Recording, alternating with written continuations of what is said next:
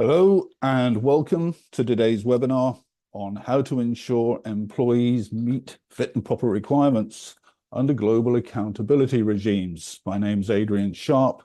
I'm an editorial contributor here at A-Team Group, and I will be your moderator today. Before I introduce our panel of experts, I have a few upcoming events to alert you to, which you'll find at the bottom of your registration forms. So we have RegTech Summit coming to London on October the 3rd, now in its 8th year. That'll be held at the Hilton Canary Wharf. And later on November 21st, RegTech Summit returns to New York, and that will be at Ease in Midtown Manhattan. Those two events, we have a selection of both regulators and industry practitioners and vendors. These both promise to be very, very relevant events. So mark your calendars. And then last but not least, December the 3rd, we're running a webinar entitled Addressing Conduct Risk Approaches to Surveillance. So now today's webinar is being sponsored by My Compliance Office, and I'm joined by a panel of industry experts. Leslie Coombs, Director of UK Senior Managers and Certification Regime at Citi, Matthew Harris, Head of Regulatory Conduct at Howden, and Sinead Egan, Product Manager at My Compliance Office. I'll ask the speakers to introduce themselves personally in a moment, but first, some information on how our audience can take part in today's webinar. To the right of your video, you'll see a Slido panel for polls and questions. We'll be running 3 polls today. So please vote and help us gauge industry opinion. Now, I'll remind you, I'll give you all a heads up when the polls are coming up. So if you'd like to ask questions to our experts, we will be taking questions from the audience during the webinar. Please feel free to add yours, and we'll get to them as many as we can. So without any further ado, let me ask our speakers to introduce themselves, starting with Leslie. I was hoping you weren't going to ask me first. I was like, oh, I'm going to leverage what someone else says, but just, yeah. So I have been in a governance, accountability, compliance, internal audit, etc. Roles for the last 25 plus years. I've been at Citi for about 3.5 years. Prior to that, I was at UBS. And before that, I was in a consulting role. And I have a number of did a lot of compliance type of activities. I actually used to be a senior manager, business manager, so supporting senior managers before moving to Citi and being more responsible for the wider framework, which initially when I joined Citi, I was in the second line, so compliance, and now I sit in the first line, but still covering senior managers regime, sitting in the first line in the UK legal entity governance space, but I also cover consumer duty, conduct and culture, and a few other things for my sins. Yeah. Fantastic. Thanks, Leslie. Matthew, could you give us a quick overview? Yeah, hi everyone. I'm Matt Harris. So I'm head of regulatory conduct at Howden. I look after UK and Ireland entities within the group. Howden are the second largest broker in the UK and have a global footprint that's rapidly increasing. Prior to this, I was at another insurer delivering their consumer duty implementation regime here in the UK. And before that, I was at Deloitte Consulting. Excellent. Thanks, Matthew. And Sinead. Thank you, Adrian. So hi, everybody. My name is Sinead Egan. I'm working in the solution sales side of My Compliance Office. I've been there since its inception. So prior to that, we were part of Fidelity Investments. And around 2008, we broke out. It was a management buyout. We're now a private entity. So I'm now working across I've basically been involved in the evolution of our full product suite across MCO. Prior to that, I was working with Invesco, asset management, fund accounting. So that's really my background. And I'd also like to say I'm a business person in a software world. So kind of always coming from the business side with the various different software that we provide.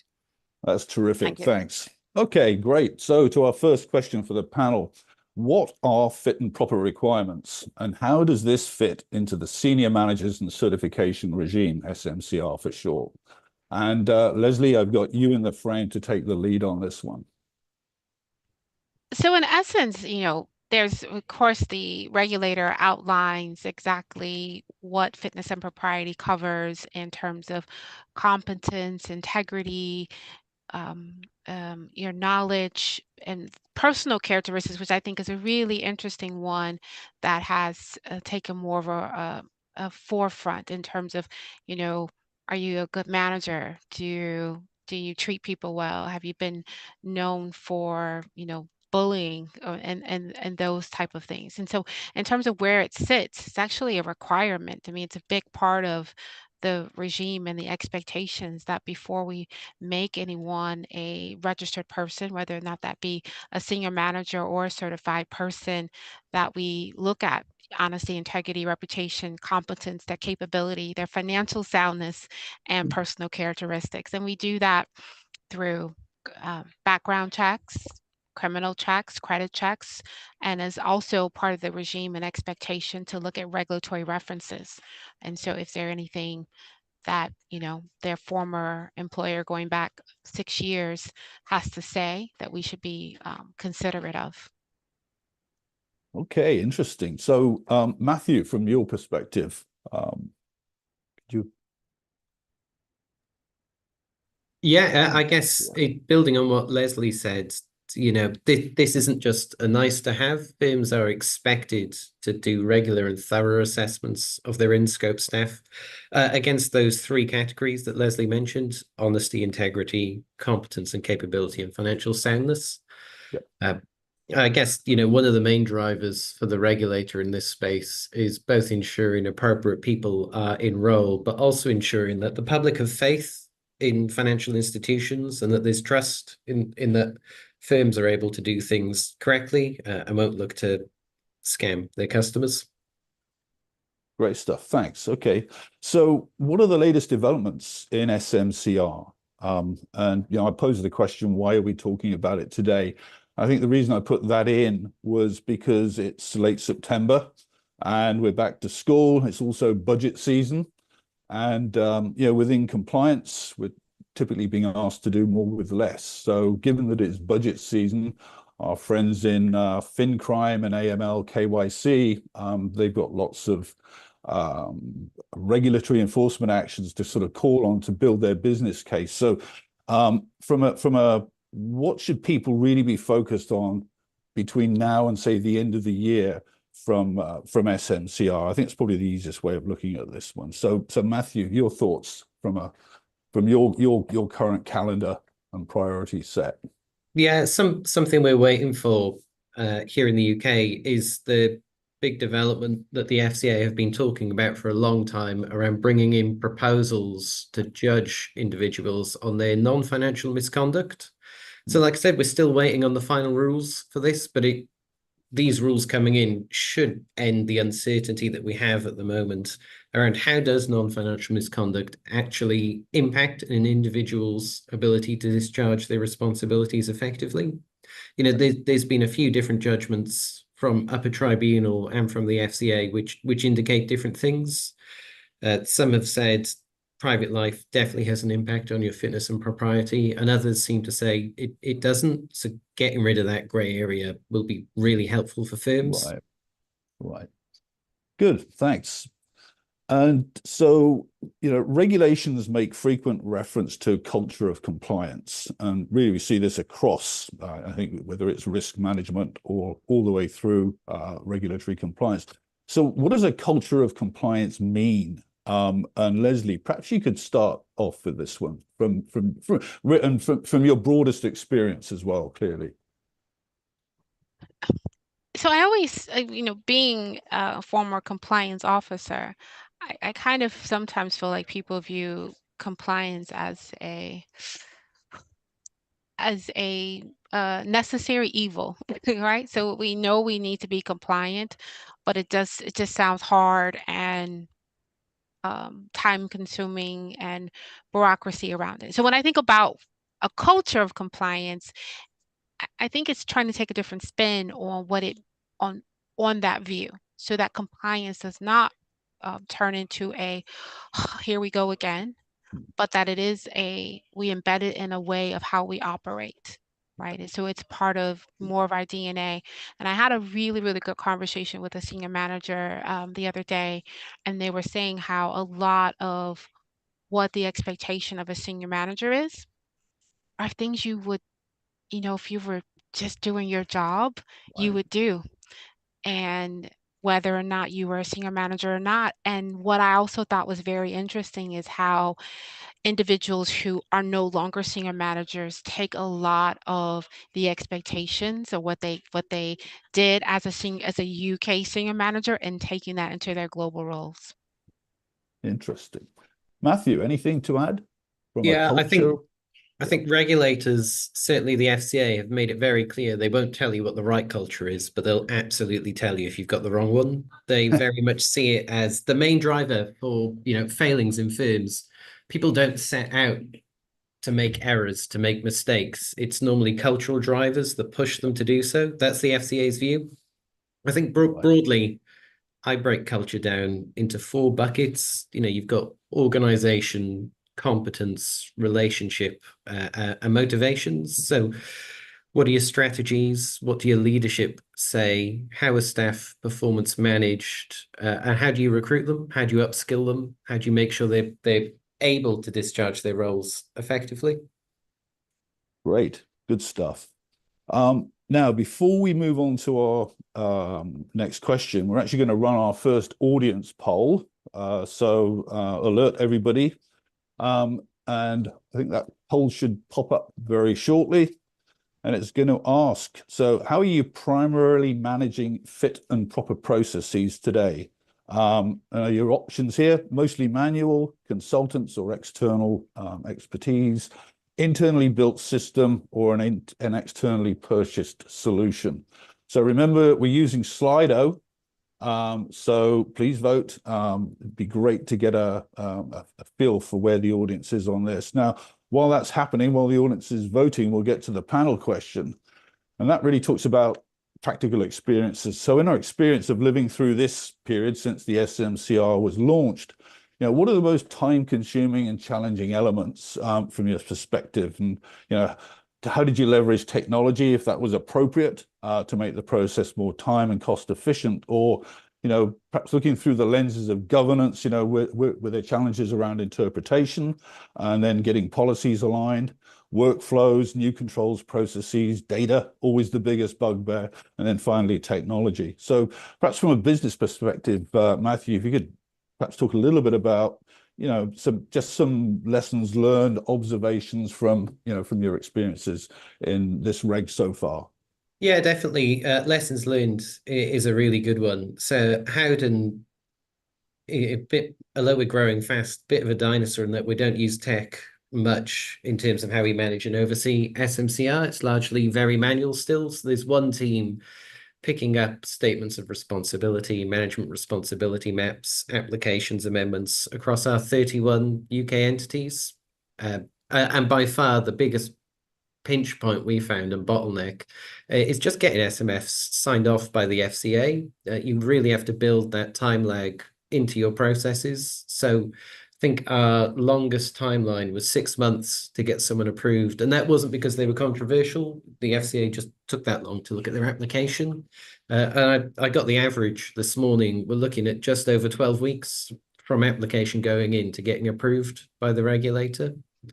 We go through a lot of acquisitions as part of our growth model and look to standardize governance across entities that we acquire, get Howden people on their boards. So trying to move quickly in this space is important. And definitely our lesson learned is engage the regulator as early as you can once you know who's going to be in the frame. Okay. So it looks like I might have prompted the wrong poll question there, or we might have posted the wrong poll question. I think we've got a poll question up that looks at one of our later ones around understanding of fit and proper. But let's just take a look at those results anyway, because I think these two things were related. So how confident you're in yourself? So wow, okay. So looks like we've got probably a half feeling somewhat confident, which is perhaps positive, but then we've got 50 people who are, or 50% who are perhaps not so confident. So I think the reaction to that, immediate reactions, Leslie, does this surprise you that we're at this kind of half and half stage? Should people really be more on top of this at this point in time? Well, my assumption of the slide would be that, and I'm hopeful that the somewhat confident is maybe because they're not directly impacted by SMCR and the fit and proper requirements. So that's my hope, because I maybe would be a little bit surprised that and maybe what this is not the understanding, because I know the question is worded as your understanding, but maybe it's that how do I know that people really are fit and proper? Because if I'm, just did a reg reference and I did a back, because reg references, they don't give you always a whole heap of information for legal, ramifications, HR, employment legal ramifications of that. So I'm hoping that that's more around, is that data give me enough to be able to tell the story that someone's fit and proper? Right. So Matthew, from your side, does anything here surprise you, given, your views on how firms, and again, it's just perhaps a broader compliance question. Is there just a lack of awareness here, given that we're only at 50-50? I guess broader awareness, you'd hope that at minimum people understand the conduct rules that apply to them. But certainly talking to some SMFs within our organization and at industry roundtables, they're not always as clear as you'd hope they would be at this stage on exactly what their accountabilities are and what the repercussions could be under SMCR if they don't discharge them appropriately. So I think that it's always good to do refresher training on this. Yeah. Okay, so we've got another poll question coming up. And this one kind of looks at really more around challenges, implementation challenges and best practices. So if we could put up our poll, I should say, which areas do you find most challenging in implementing best practices for SMCR? And this time it's a multiple choice. So just select all of the things that, are kind of giving you a headache. Governance and frameworks would be one. Actually being specific about role categorization and who needs to be certified, who doesn't. So role categorization, certification, monitoring and minimizing false positives, and misconduct case management, and finally, technology integration. So we've really kind of run the governance, workflow, data, and technology gamut on this one. So while our audience is voting, we'll get back to our panel question on implementation. So, what are some of the best practices around governance and frameworks? How can firms best assess their current state, know where they're at in terms of the requirement? And I'll again ask Leslie, would you take the lead on this one to get us started? Sure. I thought this one was for Sinead, so I apologize for that one. Oh, I'm sorry. I flipped the order around. Yeah, because can I defer to Yes. Sinead on this one, if you don't mind, Sinead, if that's okay with you? No, not at Sinead. all. No, not at all. And I suppose just to caveat, I am coming at it from the other side. So I'm coming at it with a technology hat on. But I do obviously during the course of our work speak to a lot of obviously our clients that are using other aspects of our application and also prospects. And I suppose what we hear most is, and I know we didn't cover the actual challenges question, but, it's very much about just, I suppose, getting on top of the data and just managing who's who, making sure everyone is in the right role, that they know what they're doing and what they need to do to discharge that responsibility or that role. And also then, of course, the fit and proper. So not only being an annual process, but also being able to, I suppose, run throughout the year, whether it's attestations or self-assessment by individuals to ensure that what is, I suppose, being maintained or recorded by the firm is actually what the individual themselves believes that they are supposed to be doing or what is part of their role. So I suppose from that perspective, it's, keeping up to date, keeping on top of who's who. I've also kind of heard having smaller numbers of SMFs, like not too many people with not too many responsibilities, having a core group, with, I suppose, larger responsibilities, but obviously delegated. And then I think the other thing which we've talked about already, or the panel has, is really the culture, and that everyone knows what's expected of them, within the firm. And it applies to all of us, day to day, of course, within our roles, but especially with this, there's policies people have to attest to, as I said, attestations, and just knowing what we're supposed to be doing, and that we have the tools, obviously, of course, to carry out that. So that's where I would come from on it. But as I say, Yeah. different hat. I really like the fact that you talked about the annual piece, because I think that is a best practice. And I think most firms hopefully have that in place, but requiring at the very minimum that senior managers review their documentation at least once a year, and like formally, and do some type of, formal, because what I think is a risk of SMCR, especially if you have a number of SMs, right, is that some documentation sits and gets stale and is not, reviewed, and that fresh pair of eyes on it. Because I think sometimes, because some SMs inherit, right? You take the statement of responsibility and you basically just change the name. Yep. And what is the risk is that you're like, okay, well, that's what they told me I'm going to be doing, and you do it. And then when you read the statement of responsibility, you go, whew, that's not exactly how I would describe what I do. And that at the very minimum, having a annual review of your documentation would allow you to do such. Great, good stuff. Now, I'm wondering if we could take a look at our audience poll results. Which areas do you find the most challenging? And, well, what a surprise. Well over half in the governance and framework space. So I guess we definitely have the right panel here today to be talking about this. And then some distribution across some of these other categories. Matthew, any reactions to these results? Yeah, it definitely was, back when I started thinking about this, a bit of a challenge. How do you build it into your existing governance structure and frameworks? Something that really helped drive this, though, and reduce duplication in reporting was the cross-cutting rules within Consumer Duty. So I've just baked the SMCR requirements into our conduct risk framework and accompanying reporting. So that's driven by compliance, but largely based on data provided by HR colleagues. So it's reviewed quarterly at entity boards and group exco, just to give scrutiny at a local and then more holistic level. And that sort of builds on the attestation and annual review that Leslie mentioned earlier as well. Yeah. Great, good stuff. So I know we've probably had a few audience questions coming up. So we could bring up a few of our audience questions and perhaps take a look at some of those.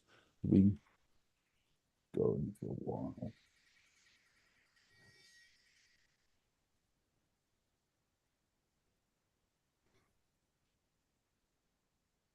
Okay. I'm not, how do I, can I, sorry, Jerry Ann, I'm not seeing, oh, here we are. There we are. So what do we got here? So how is a regulated firm responsible for the conduct of its employees in other jurisdictions? So that's an interesting one. Welcome to the webinar post. How do you ensure that it's consistent with local? Those well, the sort of 1 and 3 here are kind of related, I think. And it's an interesting question. So, most of the firms that we talk with today, deal with today, I'm sure a lot of the firms on this webinar are global in nature. And as when we talk about individual conduct, how does individual conduct rules in one jurisdiction apply to that employee? Let's say somebody who's working in Frankfurt finds themselves over in New York and they do something inappropriate. So they're basically potentially falling foul of 2 different regimes. But how do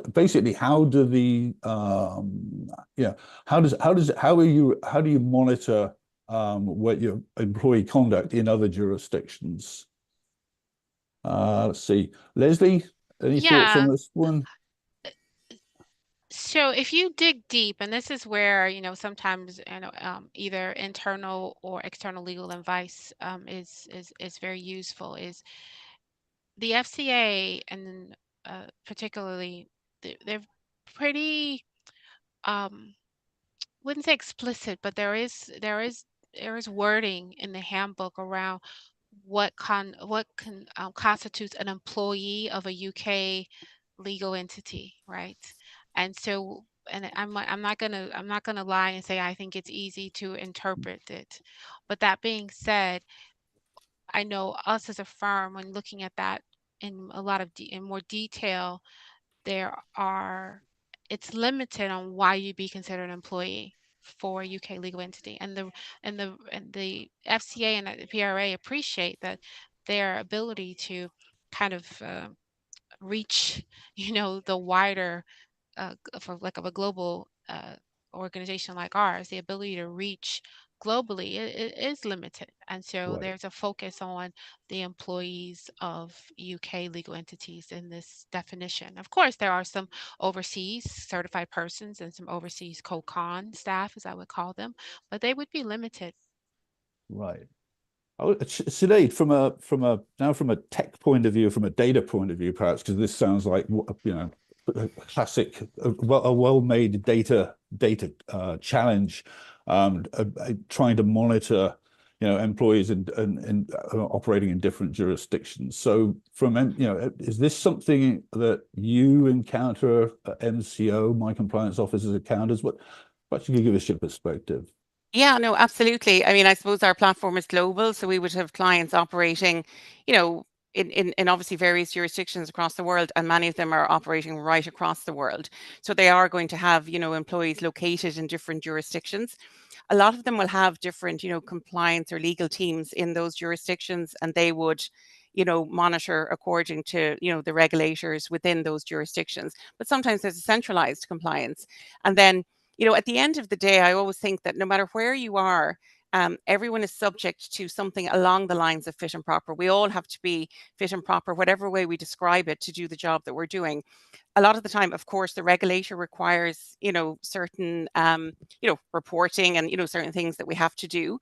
And I suppose the way we see that is that, those clients within those jurisdictions will, whether it's attestations, whether it's checklists, whether it's specific documents, linked to those regions, that those employees will utilize. So you see, within our platform, they can manage all of that, across the various different regions. So as Leslie mentioned, from a legal perspective, I mean, we don't get involved on that side of it. They'll come to us knowing, for the most part, what they need to do, and then the software will help them to execute that, whether, as I say, it's forms, workflows, documentation, policies, etc. But for us, it's, I'd say, very common to be right across jurisdictions. Can Right. I add one more thing on top of that as well? Is when you think about when we talked about earlier, SMCR is not trying to create something that you shouldn't be best practice business doing. And most companies have a code of conduct, right? And so the expectations around good conduct are not, specific to only UK employees, even though there are specific rules within the UK. Yeah, good points. Good points. Okay, now there's a couple of the questions here actually we cover in some of our next topics. So I'm actually going to move on to the next panel question. And this really talks about the resources that are available to help firms, with specific aspects of the challenge. Whether it's categorizing, roles for certification, learning about what the latest regulations actually mean. So again, I think we use resources in the widest context here. Could be tutorials or training, external training that's available, regulator websites, industry associations. Sinead, from your side, from the tech side, what are some of the tools that are out there to kind of just help people sort of understand what they're supposed to be doing? Sure. Yes. Well, I think from, as I say, the software technology side, one of the key things is the centralization of data. So the ease of access. So I know what I need, what I'm supposed to do. Managers, administrators across the board, likewise, and everyone has a view of whether it's their own data or other people's data. So that's kind of always the starting point. So it helps then, as I say, for individuals, they can see that and flag immediately if something is wrong. Then from the workflow perspective, I suppose, being able to send out reviews, whether it's the attestations, the certifications, the fit and proper, you know, annually, ad hoc, periodically, whatever is needed, and be able to manage that workflow. Because again, what we would hear a lot is that there's information everywhere, spreadsheets, Word documents, emails, and just trying to keep on top of people and follow up and flag and escalate is very, very difficult. And even producing those certificates at the end of the period, by all accounts, is, you know, quite a obviously labor intensive process. So being able to bring all of that onto technology is certainly a big step. And then the other side of, I would say, from the regulations perspective is, again, technology will allow you to, you know, bring in, or I suppose add the regulations that you adhere to, map those to obligations within your firm, map those then to policies. And then if there are any changes to those regulations or any, you know, news from that particular regulation that's relevant, that can generate an alert to flag to you that potentially something might need to change. So that all helps then from a, you know, compliance and risk control perspective as well. Terrific. Leslie, from a practitioner side, you know, anything you'd want to add there? I guess in terms of, and I apologies, I think I missed what Sinead had focused on. Right, we were sort of really, I think, coming at it from a data Yeah. and the sort of data challenges. And I Yes. think, you know, right, and from a obviously behavioral, this was one of the I think one of the audience questions talked about this, is like, how do you capture behavioral data? It's not like, it's not a transaction as such. You know, there are events that are occurring. You know, people are communicating verbally, and in, you know, texting and doing all kinds of other things. So it's clearly a complicated. So to kind of, I guess, how do you wrap your arms around it from as a compliance officer and say, right, this is, you know, this is the scope. Yeah, so you know, that's why I'm very grateful I'm no longer in compliance, even though of course it even though of course it does have some scope for me from an SMCR framework perspective. But you know, it's just challenging, right? It's hard, and I think it's I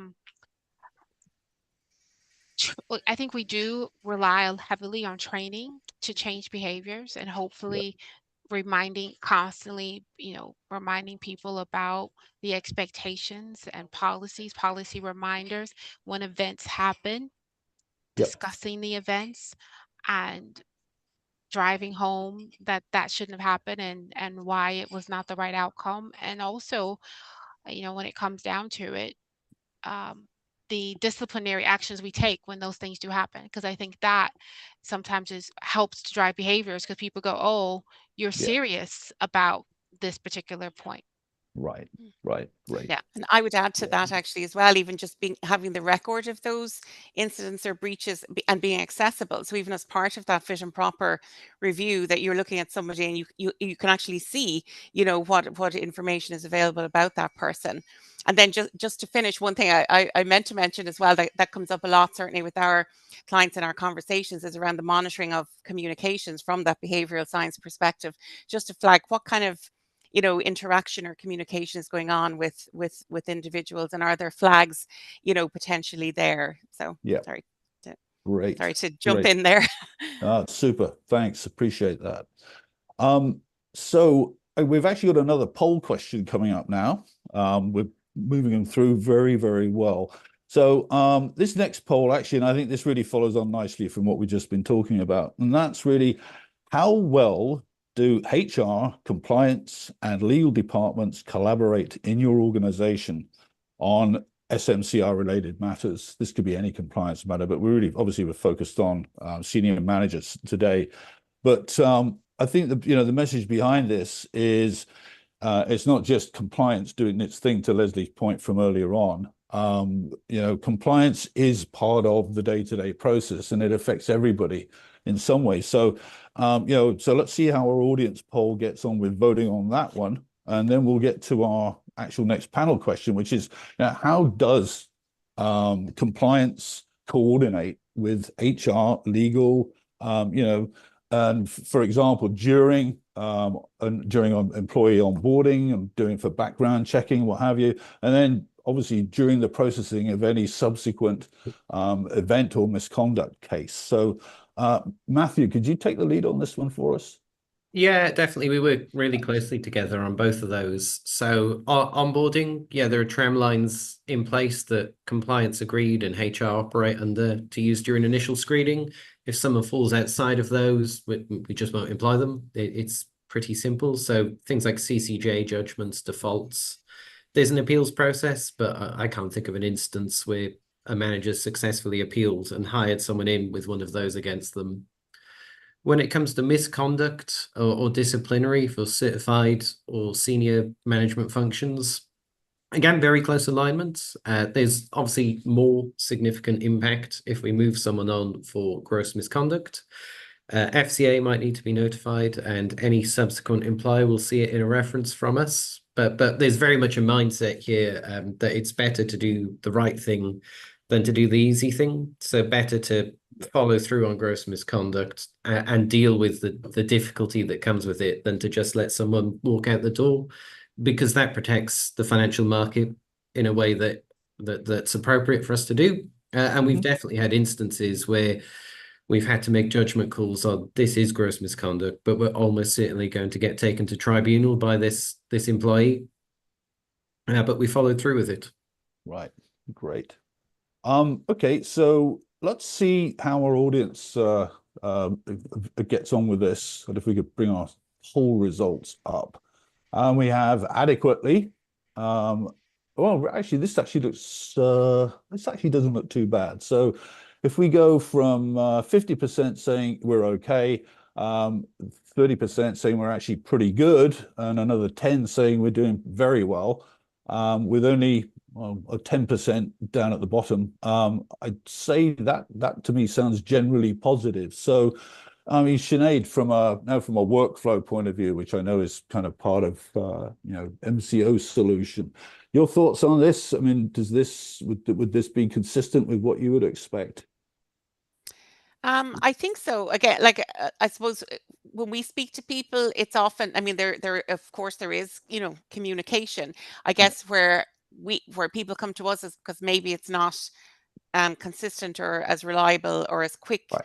as people require it. So often, I suppose compliance and legal may need to update regulators, and sometimes the information coming from HR mightn't be as quick as it could be, so that's kind of the perspective really. And again, every firm is different.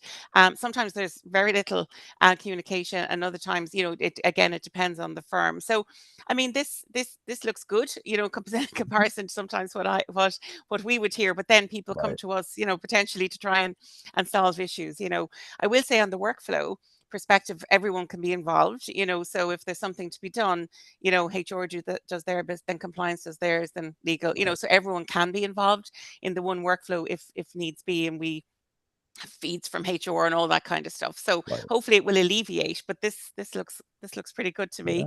Yeah. Yeah. I mean, Leslie, Matthew, any reactions? No, I think it looks good. I'm delivering refresher training to all our HR colleagues next month, just to keep SMCR both at the forefront of their minds, but also just as a reminder of the need and the importance for us to collaborate. Yeah.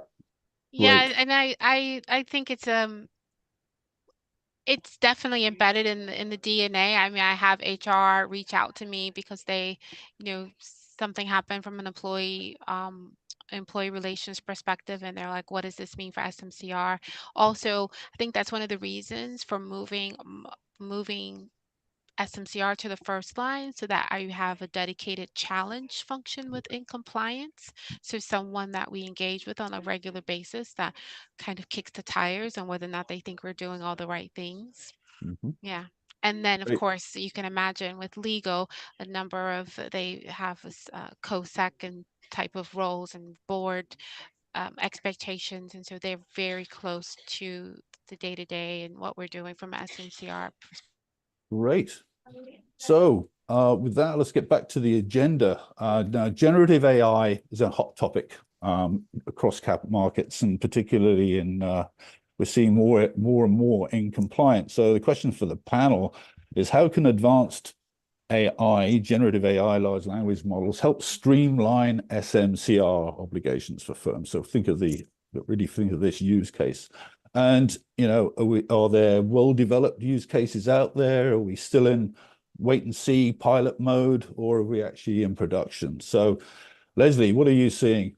I definitely think we're in the wait and see mode, but I would be very encouraged if, you know, we get to the use case, and I'd be very interested if MCO has anything to say in that space. But for example, right? Why is it that the source of one firm would be so, of course, there's going to be some dynamics that are going to be unique, but in some cases you see the statements of responsibilities are, you know, completely written differently from firm to firm, and you think it's a compliance role or it's a risk role. Why? So if you know, if you had AI and that could maybe scan and pull that information. I know a lot of that is proprietary, but I think if you can, I think you'd get enough industry people who would be willing to share that information so that we could come up, oh, this is best practice. This is what is consistent across the piece. And also just one more, because I know we're, you know, want to get through all the questions, is from a reasonable steps perspective, what is good reasonable steps? I mean, wouldn't it be lovely as a senior manager, you find yourself in a position and you could go into some database and say, this just happened. What's a good reasonable step I should take? Right. Okay, great. I'm going to move on actually now. So let's take a look. I mean, one of the questions I had was, you know, there are plenty of enforcement actions out there, but generally we hear that XYZ has been fined for this. Regulators saw this, didn't like what they saw. But you know, in terms of where these things break down, where typically do people go wrong? Is it a lack of attention to detail? Are there particular areas, particularly within, and I think we've talked about the difficulties around data, of capturing, you know, behavioral data. But, you know, which parts of the government's framework, if you like, seem to be most inclined to fail? Or is this a kind of a general thing that, you know, people just need to generally become more granular, become more focused about the level of detail at which they're looking at things, and at the same time, senior management are taking the responsibility for making sure that these things are getting done. So, I mean, I guess with that in mind, I mean, Leslie, you know, again, your general perspectives that perhaps situations that you've seen across, you know, in your experience, where it's like, oh, here we go again. That was another one of these, you know, breakdown between this department and that department. So I think in general, I think the communication is pretty strong between the various areas. And I think it has a lot to do with the fact that SMCR has been in place since 2016, right? And, you know, we've had a lot of time to learn lessons along the way.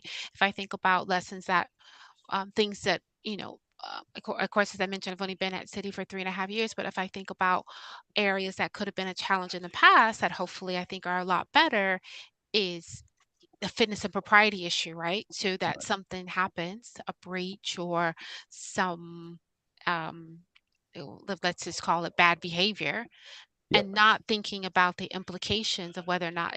But I think now we're in a position where if you think about something bad happens, of course, you know, you want to address the bad behavior, but then your next thing is, are they a certified person? Are they co-con staff? Are they a senior manager? let's let's get on top of that. What do we need to tell the regulator?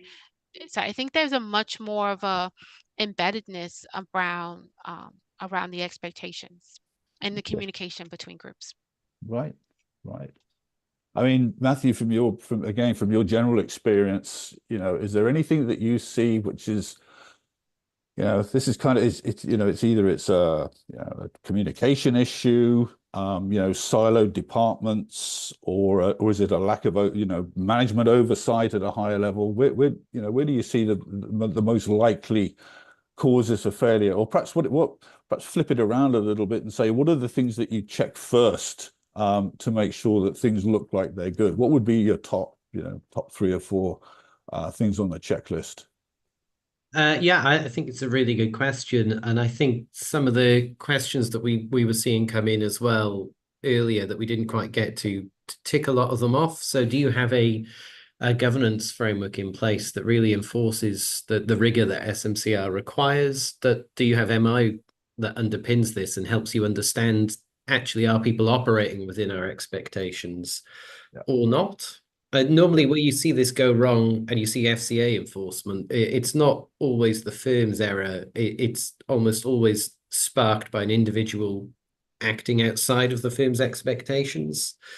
So one of their recent ones was against someone called Thomas Colaris, who'd been found, and the FCA knew that he'd lied to them in a previous role at Barclays, but he'd applied, or a firm called Saranac Partners had applied for him to become their chief exec. The FCA understandably said no, because he hadn't been open and cooperative with them in the past. And I think the failing then for Saranac was to say, instead of fair enough, we couldn't reasonably have known he'd lied to the regulator in the past, they took it to upper tribunal and lost, because the tribunal agreed this individual had lied to the regulator previously. And that probably, it raises Saranac's head above the parapet. If they're willing to go out on a limb like this, they're probably in the FCA's book of people to watch now. Indeed. Okay, I'm going to ask Jerry Ann, can you pop up the audience questions? Because I know there were a few there. I think we covered off most of them, but we've got a few minutes. So let's see what we've got left here. Okay, what are some of the latest technologies being deployed to support SMCR and behavioral compliance? I guess, Sinead, but perhaps you could talk a little bit about the latest technology with your business, from your business perspective. I was going to say with my non-technical hat on. There you go. Yeah. Well, obviously, I suppose the AI, but that's like in very early stage. So, I mean, like for us, it's, obviously regular technology, but it's looking at, as I say, workflows, automation, APIs in and out, all of that type of information, taking information from other systems as well. And it's all kind of boiling into finding out if that particular person is operating within, the guidelines of where they should. So from our perspective, like our clients will look at even a person's personal trading, their gifts and entertaining, all of that other side of things can often come in just to see how somebody is, I suppose, acting as I say, from that perspective. And likewise, then, as I'd mentioned earlier, I think the monitoring of comms, so looking at that messaging, the emails, the Teams messages, even the WhatsApps, just picking out kind of, words and kind of terms that could be, potentially risky.